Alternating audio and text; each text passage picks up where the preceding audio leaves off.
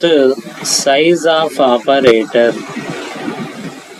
ఈ size of operator గురించి చెప్పాలంటే ముందుగా ఇక్కడ రాస్తున్నాను int a=5 సెమీకోలన్. int అనేది డేటా టైప్, a అనేది వేరియబుల్, 5 అనేది వాల్యూ. ఈ విధంగా కనుక మనం రాస్తే ఇక్కడ ఒక మెమరీ క్రియేట్ అవుతుంది. ఈ మెమరీ లొకేషన్ పేరు ఏంటంటే a, దీనిలో ఉండే వాల్యూ ఎంత అంటే 5. మనం రాసింది ఏంటంటే int a=5 semicolon. So int data type a variable 5 value. అంటే ఇక్కడ టర్బో సి కంపైలర్ కనుక మనం తీసుకుంటే కంపైలర్ని బట్టి మనకు ఎంత మెమరీ అలొకేట్ అవుతుందో జనరల్గా చేంజ్ అవుతూ ఉంటుంది. ఇక్కడ int a=5 అంటే ఇంట్కి 2 బైట్స్, ఏకి 2 బైట్స్, 5కి 2 బైట్స్ అలొకేట్ అవుతుందా?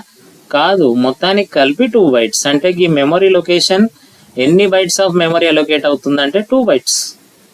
సో మీకు ఒక డేటా టైప్కి కానీ లేదంటే వేరియబుల్కి కానీ ఒక వాల్యూకి కానీ ఎన్ని బైట్స్ ఆఫ్ మెమరీ అలొకేట్ అయిందో తెలుసుకోవాలంటే యూజ్ చేసే ఆపరేటర్ ఏంటంటే సైజ్ ఆఫ్.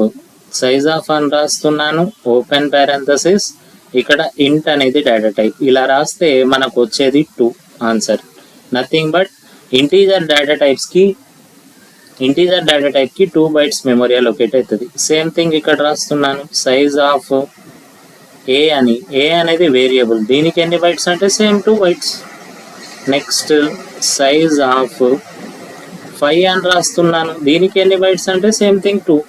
అంటే ఒక డేటా టైప్కి కానీ వేరియబుల్కి కానీ ఒక వాల్యూకి కానీ ఎన్ని బైట్స్ ఆఫ్ మెమరీ అలొకేట్ అయిందో తెలుసుకోవాలంటే యూజ్ చేసే ఆపరేటరే సైజ్ ఆఫ్. దీనికి ప్రోగ్రామ్ చెప్పాలి అంటే సింపుల్ ప్రోగ్రామ్ ఇక్కడ రాస్తున్నాను int a=5 semicolon CLR clear screen.